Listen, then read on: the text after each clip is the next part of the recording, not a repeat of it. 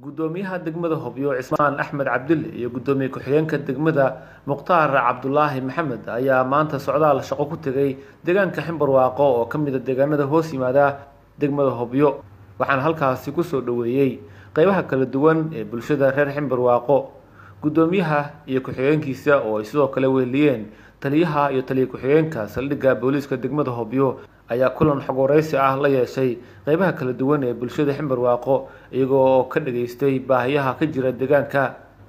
odayaasha deegaanka Ximbarwaaqo ayaa warbixin kooban ka bixiyay xaaladaha ka jira degmada iyo baahiyaha ugu daran xuquuqda ay degmada Hobyo hesho beelaha hoos yimaada aan ka midnahay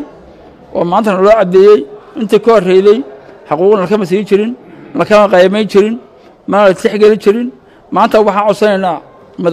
gudoomiyaha iyo gudoomiye ku-xigeenka sharafta leh ee maanta noo dhashay oo na soo booqday iyaan u mahad celinaa waxaan ka codsanaynaa inay sidii hore naga bedelaan waan naga bedelan waan loo bilaabeen si fiican lagu sii bedelaan waxaan codsanaynaa magaalada Ximbarwaaqo inaan waxaan rabnaa in loo dhagax dhigo xaruntii degmada oo gudoomiyuhu ku shaqeey lahaa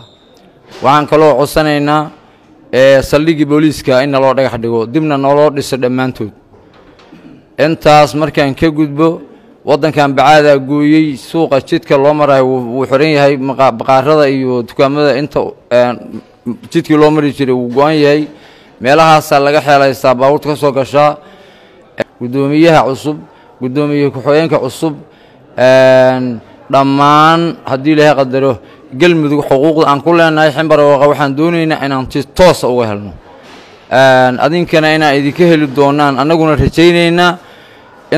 innagu horta maantay waxay noo tahay sida runta ah ku been xaajoomayo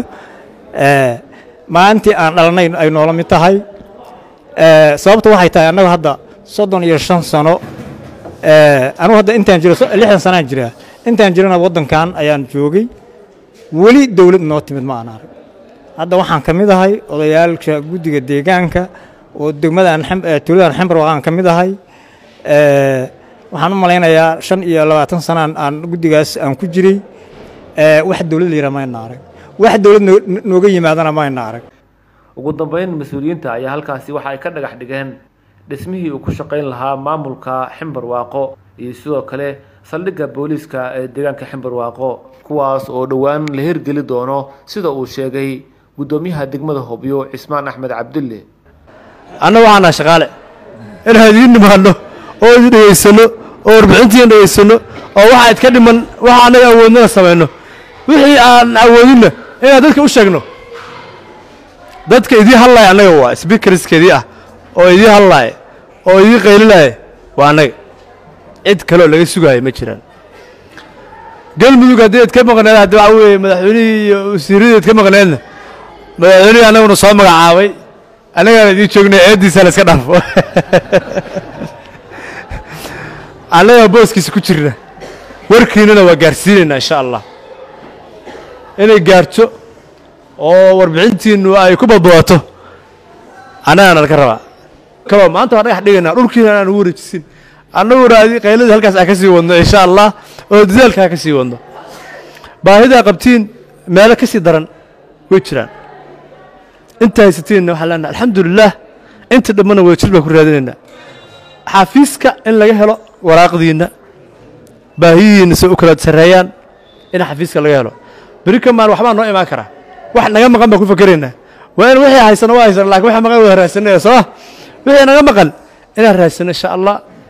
لنا عكلا تليها صليق بوليس كدقمة هوبيو شيخ صلاد أيادات كهر Ximbarwaaqo كعصدي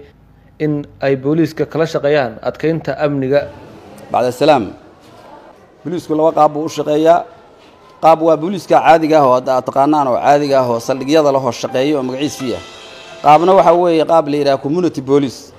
waa dad deegaanka ah oo booliska la shaqeeyo oo ayagu isxil qaamay oo u baahan nabadgelyada waxaan idinka rabnaa marka adinka community police inaad samaysataan dhinaca kale mas'uuliyiinta waxa ay kormeer ku tageen marsada Ximbarwaaqo oo ah marso ay ka shaqo tagaan kalluumaysato aad u fara badan oo Soomaaliyeed isla markaana ku shaqeeya marxalado adag Cabdi Xasan Awowe warbaahinta qaranka ximbarwaaqo.